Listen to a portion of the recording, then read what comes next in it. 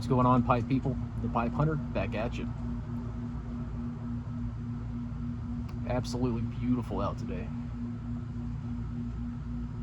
The sun's shining, the ice is melting. It's only 38 degrees, but it's been so cold for so long.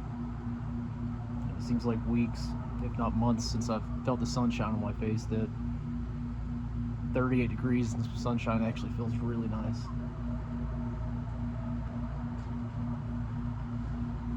I have the day off work, and with the weather, I couldn't pass up on the opportunity to get some fresh air and sunlight, smoke a pipe outside, make a video. So that's what we're gonna do. The pipe is my number 1 673, which I've nicknamed number 1. If you've listened to the Brothers of the Pipe podcast or watched the After Party live on Saturday nights, this is the pipe that I smoke on those, always. In it, I have Capstan Blue Flake. Captain Burley Slice and I reviewed this last Saturday on the podcast and had just enough left over to make this video.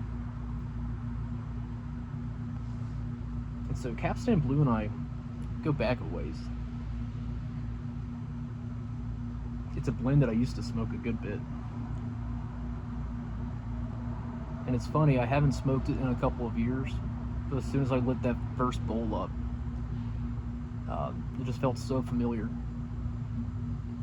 I guess it's our sense of smell kind of thing. We always can connect aroma and taste to a certain memory.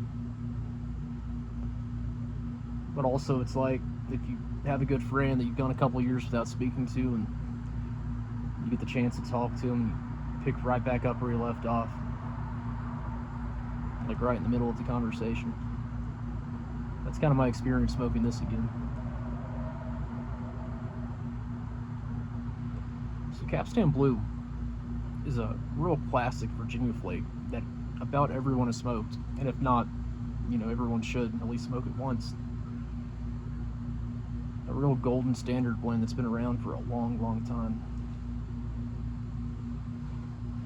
It was started by W.D. and H.O. Wills of Bristol in around 1894. So this was originally an English-produced blend. As most blends do that have been around for over 100 years, it's changed hands quite a few times. It moved on to Orlick at one point, McBaron, now finally STG.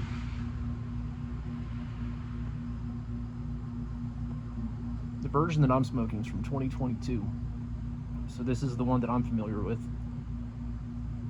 I haven't had the newly produced STG version yet. It's also worth noting that in the United States, this blend wasn't available between 1995 and 2013.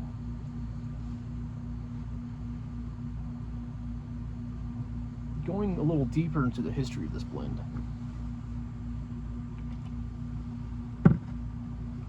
you can't really mention it without mentioning the Tolkien connection.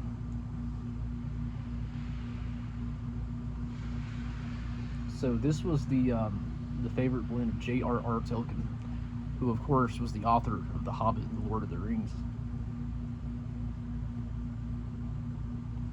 Definitely his favorite blend, and maybe the only one he ever smoked.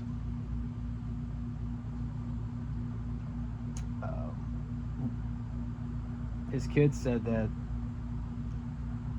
he used to collect the tins and use it to, put trinkets in, or little pieces of nuts and bolts or whatever, just as storage. And there's a lot of documented receipts of him purchasing this. So it's definitely the blend he smoked. His son Christopher, from my understanding, what I've read online, used to smoke Capstan Blue as well until he quit smoking. But how cool would that be to You and your dad smoking a pipe together. Your favorite blend. And, you know, I'm not sure how similar this is to the Capstan Blue that Tolkien was smoking in, you know, the 1950s. But I would say that this is the closest thing available to what he had. I would say today's Capstan Blue is more like the original than it's unlike the original. But for all I know, it could be spot on. The blends change over the years. I would say if Tolkien was around, he would still be enjoying this. It's so crazy to think that what I'm, enjoying now, the flavors that I'm immersed in, is the same ones that Tolkien would have been experiencing when he wrote The Hobbit, the Lord of the Rings series. When he imagined all of Middle Earth, probably the greatest story ever written. And probably one of the best examples of what the human imagination can create when someone really sets their mind to it. It's just really incredible to think about.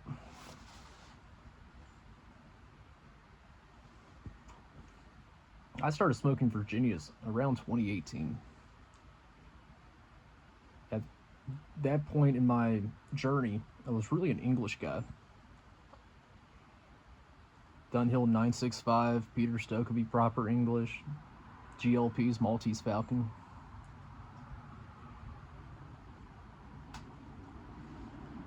I had a buddy on a forum that would, I guess, always encourage me to try their blends, and just my Latakia blends.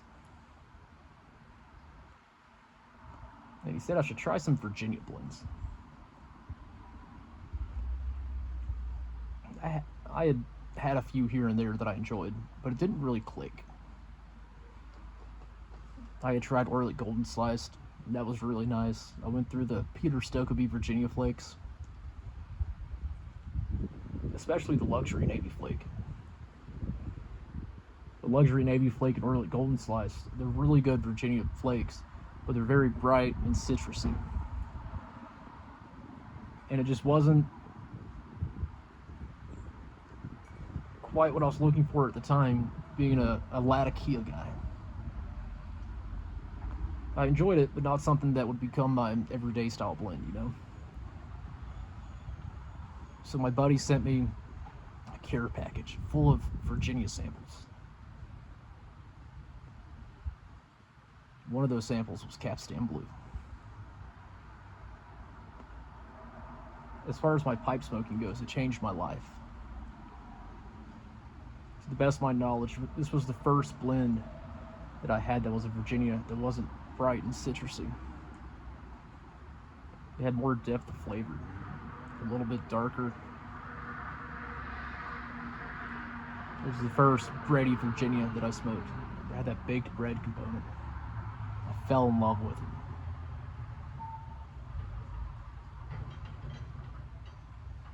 And I explored Virginias really heavily from there on out, and I became a Virginia guy.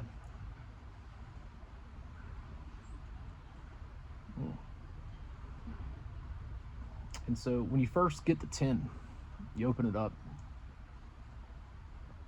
It has a beautiful classic tin aroma of a Virginia that's kind of right in the middle. This is made of bright Virginia, but also some darker Virginia. So as far as the Virginia flavor spectrum goes, this one really is right in the middle. Sweet hay, that bready note, a little bit of tang, that fermented fruit tang that the red Virginias have. That's the tin aroma. But the magic is when you light it up. You really get that sweet hay note when you first light the blend. Sweet, dry hay.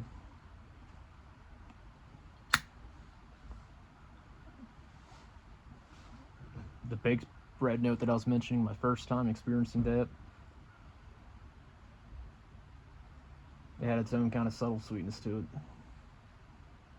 Something that I just never grew tired of, or tired of. It had a little bit of this honey-like sweetness, but if you search in the background, there's still that bright citrus note.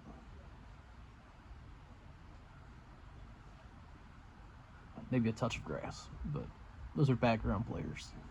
You just got to go searching for it. One thing I want to mention is that honey note. This isn't a deep molasses dark honey. It's a kind of a brighter honey note and a little floral. And with that floralness and the brightness, it reminds me of honeysuckles. As a kid growing up, I used to take the road behind the house I lived to school every day. I would walk it. And on the walk back home the evening after school, we used to have a bush right behind the house along the street that had honeysuckles.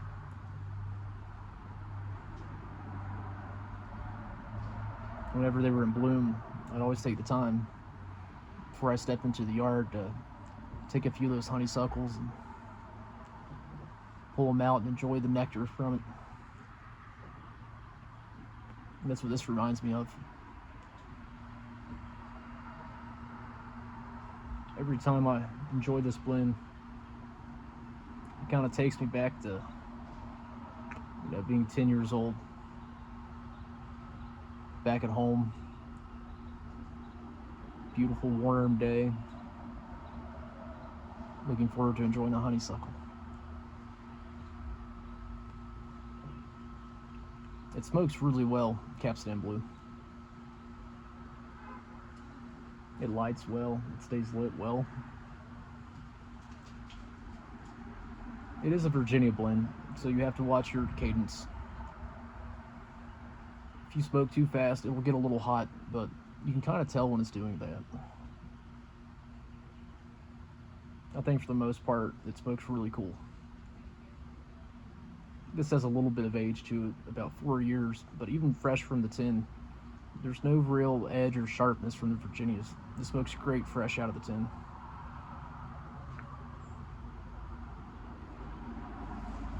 There's a little bit of nicotine in this one. Not so much so that a new pipe smoker couldn't enjoy it.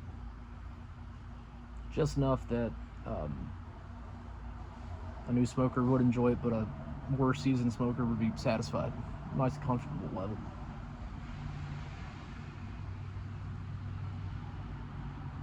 Just easy to smoke all day long.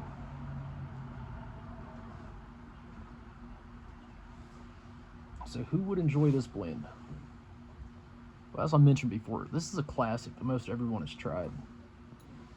And if you haven't, you should try it at least once. So everyone needs to try this one.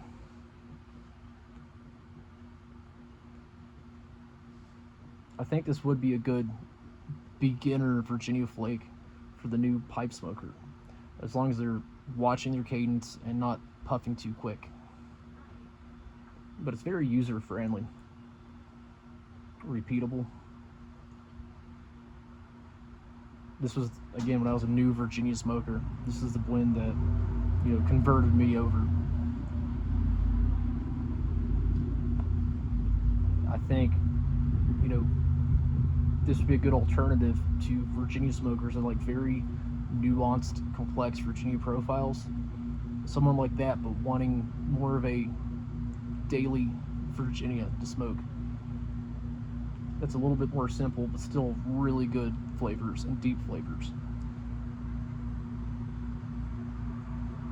And of course, anyone's a fan of the Lord of the Rings, you have to try this one.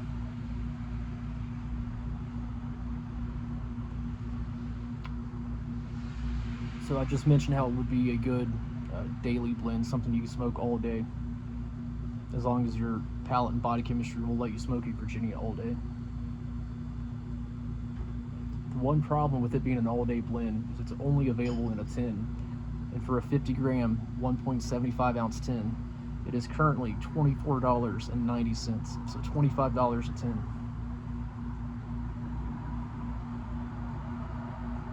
It's a lot of money to pay for a blend that you plan on smoking all day long. Usually for that price, at least on my budget, I would only pay that for a blend that I'd smoke once in the evening. That's really complex with a lot of nuance and subtleties and all that fun stuff.